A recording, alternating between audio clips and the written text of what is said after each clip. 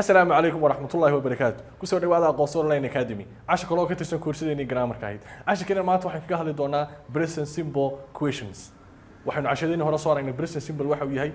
وحنا شو كلا صار إن قريبه هسا. عشان كده كان كورين وحنا صار إن present simple negatives. لبدي قيود بين كسر صار إن الجملة دي negative بين كسر دقني. عشان كده ما توحي كهل دونا present simple questions كا. سيد الله سميه. إنه أو كسر ما دونا جملة دو لبدي قيود if to be يمين في كباه وإنه فاهين دونا وإنه شرح دونا يكسر دواء عشر. The present simple questions سؤالها present simple كا عشان هنا waxaan ku soo aragnay saynu sameynayno jumlado present simple sidoo kale waxaan soo aragnay saynu sameynayno jumlado present simple negative oo diidma casharkan maanta waxaan ku arki doonaa saynu hordhiciisa ku soo sheegnay sidee baynu u sameynaynaa jumlado present simple ah laakiin su'aalaha oo qaab weydiimo ah u dhigan sidee baynu weydiimo u sameynaynaa inagoo isticmaalna present simple waayahay aynu hore u sii galo balayno eegno qaabkeenu sameynayno. Questions in the present simple with be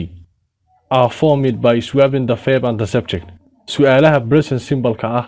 marka ay jumladuhu yihiin verb to be ay verb to be leeyihiin are formed waxa laga sameeyaa ama waxa loo sameeyaa by swapping iyadoo la istaba marinayo the verb and the subject ficilkii iyo ficil sameeyihii baa la istaba marinaya oo haddii aad xasuusato jumladaheena present simple ka ahi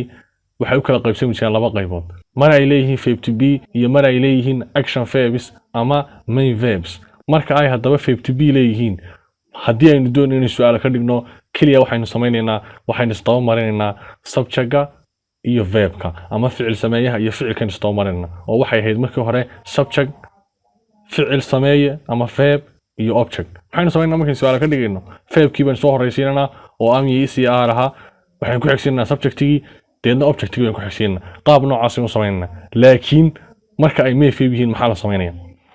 for the main verbs marka ay main verbs jumladuhu leeyihiin ama marka ay action verbs leeyihiin the auxiliary verb do or does must be placed before the subject waxa la isticmaalayaa oo la adeegsanayaa do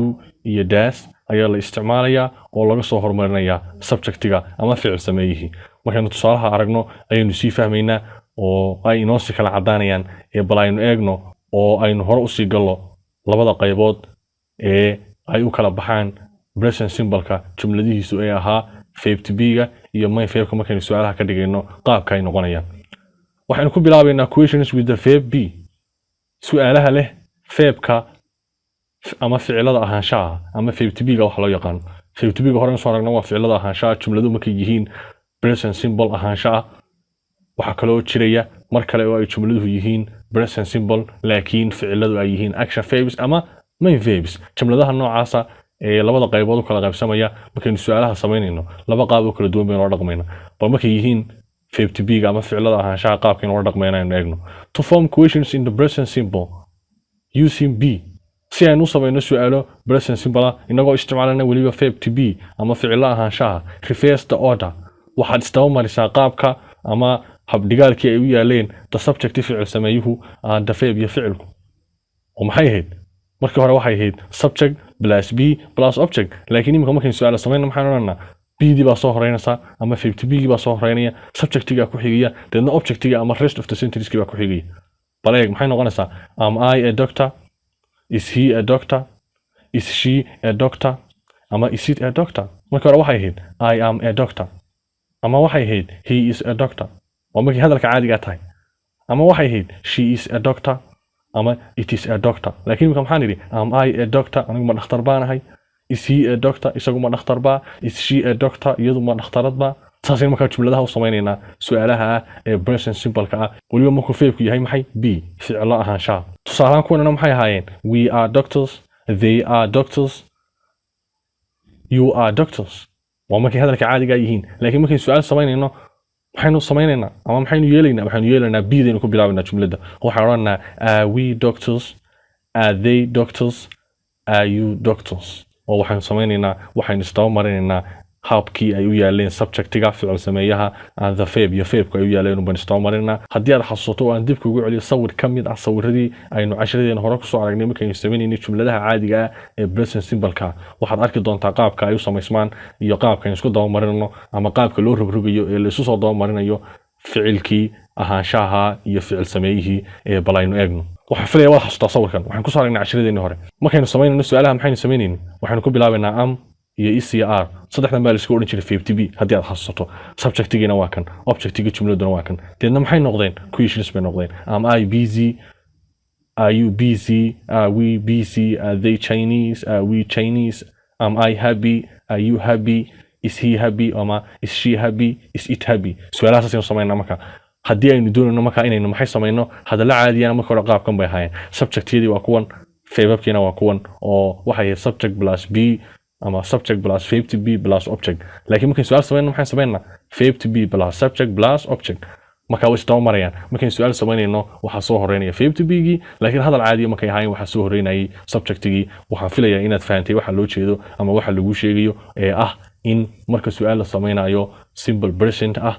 waliba verbku uu yahay verb to be in la soo hormarinayo verb to be ga halkii uu markii hore subjectigu soo hormariyay ee uu ahaa subject plus verb to be plus object imka waxay noqonaysaa verb to be plus subject plus object saasuu markaa su'aalo kugu samaysmayaan present simple jumladuhuna ay yihiin amaba ay leeyihiin verb to be aynu hore cashirkeenu usii galno waayahay maadaama aad fahantay qaabka loo sameynayo amaba how to form questions with verb to be waxaynu gelinaa bal tusaalayaashan gelinaa si aad usii fahanto markaa waxaynu ka sheekeynay waxay yihiin bal aynu eegno example tusaale am I a farmer am I a student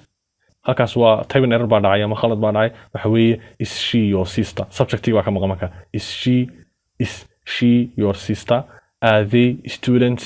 are they Somalis are you a cook dhammaantood jumladani waa maxay waa questions waliba waa simple present questions simple present with verb to be questions waa su'aalo present simple ah verbko ama ficladooduna ay yihiin ficlo ahaansho ah oo qaab su'aaleed u yaala marka waxaynu nidhi haddaad xasuusto qaabka bidaynu ku bilaabinaa subjectiga ku xigsiinaa deedna jumladda intii kale aynu dabada ka raacinayno bidii meeda ama verb to be-yadii meeya waa am is are jumladahan dhammaantood waxay ku bilaabeen verb to be ama waxay ku bilaabeen ficladii ahaanshaha deedna waxaa ku xiga subjectiyadii I she they you dhammaantood saasay samaysmayaan ama dhammaantood waxay raacayaan qaabka ah be plus subject plus object ama be plus subject plus the rest of the sentence am I a farmer anigu ma beerolaanahay am I a student anigu ma arday baanahay is she your sister ma walaashaaba iyadu are they students iyagu ma ardayba are they Somalis iyagu ma Soomaaliba are you a cook adigu ma cook baa tahay marka dhammaantood qaabkaas aynu sameynaynaa markaan doonayna sameyno su'aalo present simple verbku uu yahay maxay verb to be amaba be uu yahay ficilada ahaanshaha uu yahay waxaynu raacaynaa siiqada ah inaynu ficilada ahaanshaha ku bilowno jumladda ficil sameeyihii ama subjectigii ku xigsiino deedna jumladda intii kalena markaa aynu saa ugu gallo waxaan rajaynayaa inaad fahantay aynu qaybtii labaad u gallo oo ah marka ay jumladaha present simple-ka ay leeyihiin action verbs amaba main verbs qaab nooc maa baynu u sameynaynaa oo xaaladii hore way ka duwanaanaysaa wixii hore ka duwan baynu isticmaalaynaa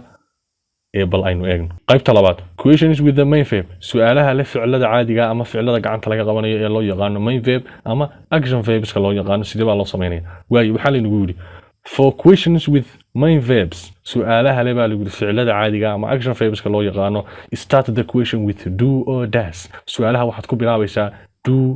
ama does marka hore maxaan ku bilaabin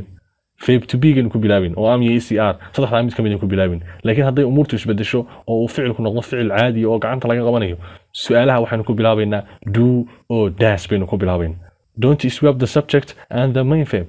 haystaba marinin baa lagu yidhi ficilkii caadiga ahaa amaba ficil sameeyihii iyo ficilkii caadiga ahaa haystaba marinin ee iyaga tabtooda u daa iyagoo tabtooda u yaala su'aashii waxaad ku bilaabaysaa uun do ama does waa haddii laakiin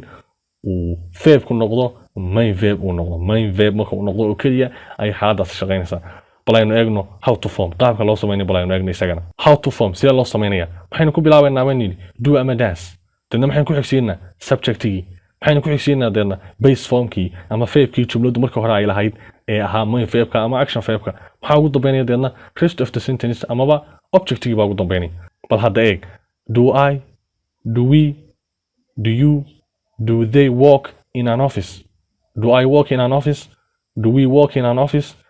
do they work in an office do you work in an office saasaynu sameynaa marka ay jumladu leedahay main verb ama action verb waxa loo yaqaano oo odhan mayno verbkii waa kana xagga soo mari sidii kuwii hore waxay ahaayeen verb to be iska ilaali marka subjectiga iyo main verb kasta marin mayno kaliya maxaynu soo kordhinay do baynu xag hore kaga darnay amaba maxaan xag hore kaga daraynaa does oo maxaan odhanaynaa does he ama does she ama does it does he work in an office does she work in an office does it work in an office qaab noocaasa ayaynu maxay u samaynaynaa jumladaha marka ay leeyihiin main verbs ay leeyihiin waxaan aynu sheegayno marka aynu tusaalaha aragno ayaynu si waadax u sii fahmaynaa ee bal iyagana aynu tusaalahooda aragno example tusaale do they live in Bro does Timir get up at 6 a.m. when does the school start do you finish work at 4 p.m. do we watch TV every night dhammaan su'aalahan maxay ku bilaabeen do ama das baynu isticmaalay si aynu u samayno waayo sababto ay tahay jumladahan waxay leeyihiin main verbs ma laha verb to be haddii ay jumladuhu present simple yihiin ayna leeyihiin main verbs ama action verbs ay leeyihiin waxaynu isticmaalaynaa oo aynu su'aalaha ku bilaabaynaa do ama das inagoo u kala eegayna do inta qaadanaysa subject pronounski toddobadii subject pronounska ahay naqaanay do imisa qaadanaya odhanna inagoo sidoo kale odhanayna das imisa toddobadii ama 7 subject pronounki ay naqaanay imisa das qaadanaya hadiiba uu magacu noun noqdo oo uu singular noqdo ma do buu qaadanaya mise das hadii uu plural noqdona ma do buu qaadanaya mise das marka toddobadii magacyaaladaha ama toddobadii magacyaal ficil sameeyaasha ahaa afar kamida oo ah I iyo we iyo you iyo they waxay qaadanayaan do haddii jumlada ayagu intaasi subject ay u yihiin waxaynu ku bilaabaynaa su'aasha do haddii laakiin ay jumlada subject u tahay he ama she ama it waxaynu ku bilaabaynaa das ka waran hadduu magac noqdo oo uu singular noqdo hadduu magac noqdo oo singular noqdo das baynu ku bilaabi das Ahmed das Timir sida tusaalaha inooga muuqata das Aasha das Ali das the lion saasaynu isticmaalnaa marka haddii laakiin uu plural noqdo students oo kale noqdo do the students do animals do plants saasaynu isticmaalnaa marka oo aynu u samaynaa haddii uu plural noqdo waxaynu isticmaalnaa do hadduu singular magacu noqdo oo uu subject yahayna waxaynu isticmaalnaa das marka qaabkaas aynu samaynaynaa jumladaha questionska ama su'aalaha ee present simple-ka ah waa laba xaaladood waa maray leeyihiin verb to be iyo maray leeyihiin main verb marka waad iska ilaalinaysaa markaad doonayso inaad samayso jumlado present simple oo su'aala oo main verb kaliya waxaad samaynaysaa subjectigi iyo verbkii waa isdabamarinaysaa oo jumladii waxay ku bilaabaysaa verbkii ama verb to be bayn jumladii ku bilaabaynaa laakiin hadday noqoto inaad samayso jumlado present simple oo leh main verb si ay su'aal uga dhigto waxaynu samaynaynaa waxba isdabamarin mayno kaliya waxaanu isticmaalaynaa do ama das inagoo u eegaynaa subjectiga toddobadii magacyaal afar kamida oo I iyo you iyo we iyo they waxay qaataan do he iyo she iyo it saddexdaasina waxay qaataan das haddii uu subjectigu magac noqdo singular das buu qaadanaya hadduu plural oo wadara noqdana wuxuu qaadanaya do marka qaabkaas aynu samaynaa waxaan rajaynayaa inaad fahantay cashirkeenu maanta halkaas ku joogaya wasalaamu calaykum waraxmatullaahi wabarakaatu waa inoo cashirka ku xiga nabadgelyo